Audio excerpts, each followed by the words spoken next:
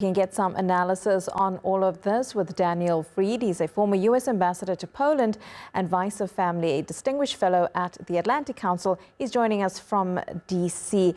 Ambassador, it's really good to have you on the program, especially after what was a historic first meeting in a long time between Trump and Putin, and now that media briefing where both sides said that these were very productive talks, but of course also very short on details. Your reaction to that media briefing? There were no details, so we can't judge the progress made, if any. Putin, in his remarks, was laying it on thick with détente, kind of 1970s era rhetoric about U.S.-Russian cooperation, but no details.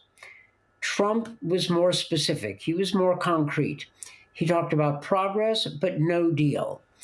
It looks like Trump did not get from Putin what he wanted, which was a ceasefire.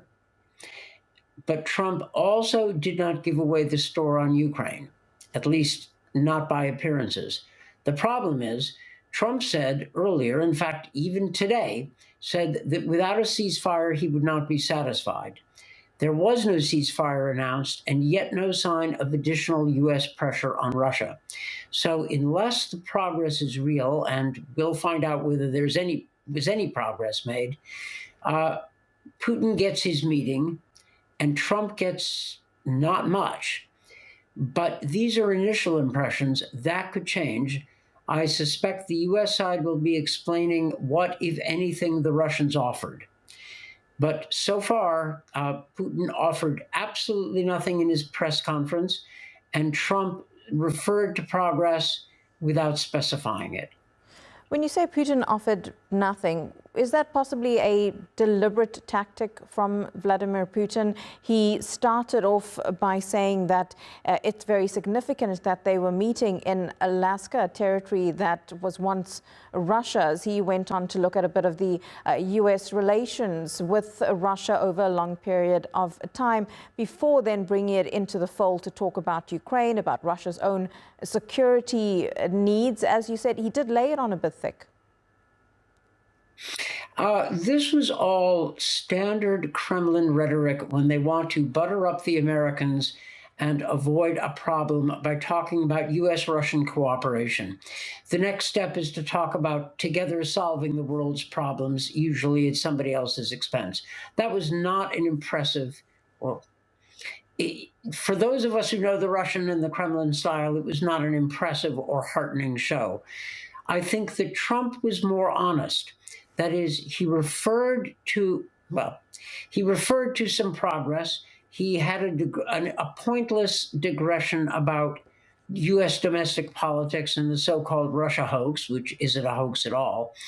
But then he said that there was no deal, and until everything is agreed, there's no deal. That was a decent sign. And he said he would call Zelensky and key European leaders. That's another good sign. So it looks like, if I had to guess from the little I know from that press conference, some progress was made, but not enough to pin down Putin. What Putin gets is Trump backing off once again, a threat to increase pressure on Russia, which means Putin gains time. That's not satisfying. And I could change this initial skeptical view if it turns out that the Russians actually made some significant offers.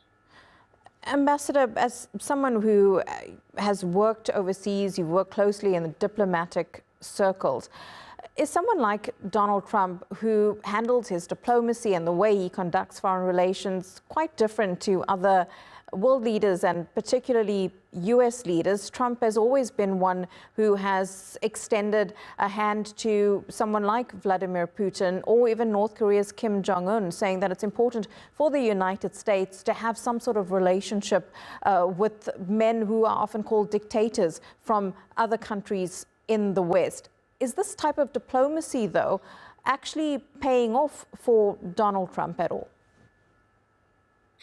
Well, you've asked two questions, both of which are good. The first question is this unique? And the answer is no.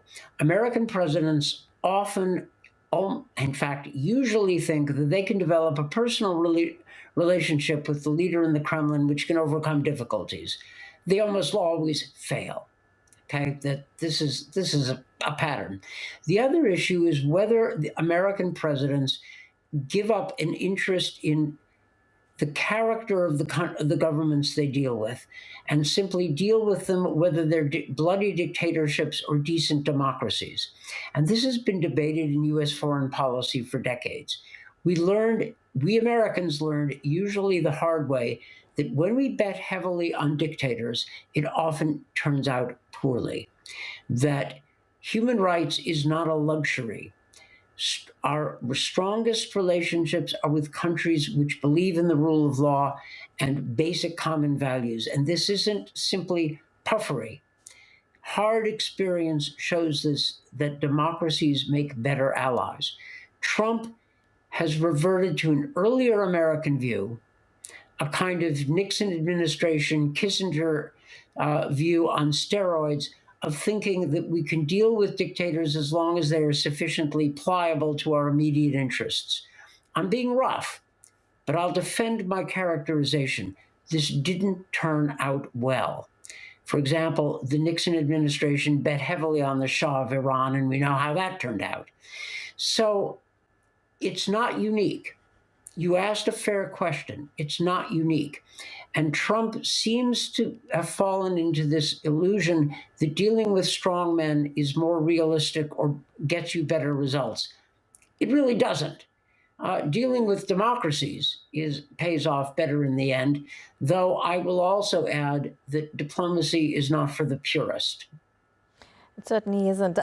You were talking there about the relationship that the United States has with other countries, and that it has often been a better relationship to have with democracies who follow the same fundamental rules and beliefs of the United States. And that brings Europe into the situation here, because, of course, they've been keeping a very close eye on this meeting between Trump and Putin, raising some concerns, but also investing a lot of faith in Donald Trump that he's doing whatever he can to try and end the war in Ukraine, to ease the suffering of the people there. And on both sides, as Trump was saying, thousands are dying every day. How do you think Europe is now looking at all of this, at a war that is right on its doorstep that continues to affect them? The Europeans, and indeed Turkey, have stepped up. The Europeans especially. They're backing Ukraine.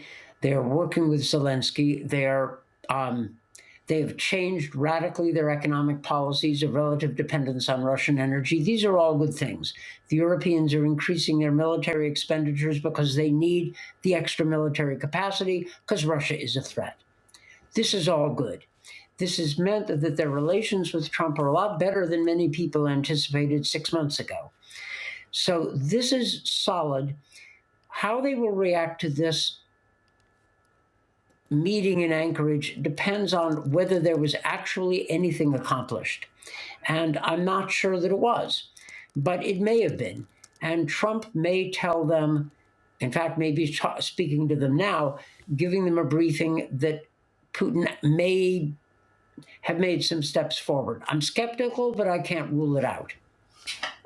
This meeting, at the beginning, there was some criticism about the fact that, well, Ukraine's not at the negotiating table. Can you negotiate a peace in a country, for a country, when their very leader isn't even there? No, you can't. And Trump finally understood this when he said that he couldn't speak for Ukraine and he wouldn't do deals over Ukraine's head. He finally acknowledged this. Let's hope he keeps to it. I'm not necessarily against a Trump-Putin meeting. I'm against a Trump-Putin meeting that doesn't generate anything. If Putin didn't give Trump anything at all, then Trump needs to lower the hammer on Putin. And we have economic levers we can use. We shouldn't rely on Putin's goodwill. Again, I'm going to withhold judgment till I know more of what happened, but Putin, in his public remarks, gave away absolutely nothing. He was reverting to the old Kremlin playbook of buttering up the Americans without doing anything in the real world. And hopefully we will get some details to find out what exactly was discussed and if it takes it any forward into bringing a final ceasefire for Ukraine. Ambassador, really fantastic to get your thoughts. Appreciate your time as always. Thank you.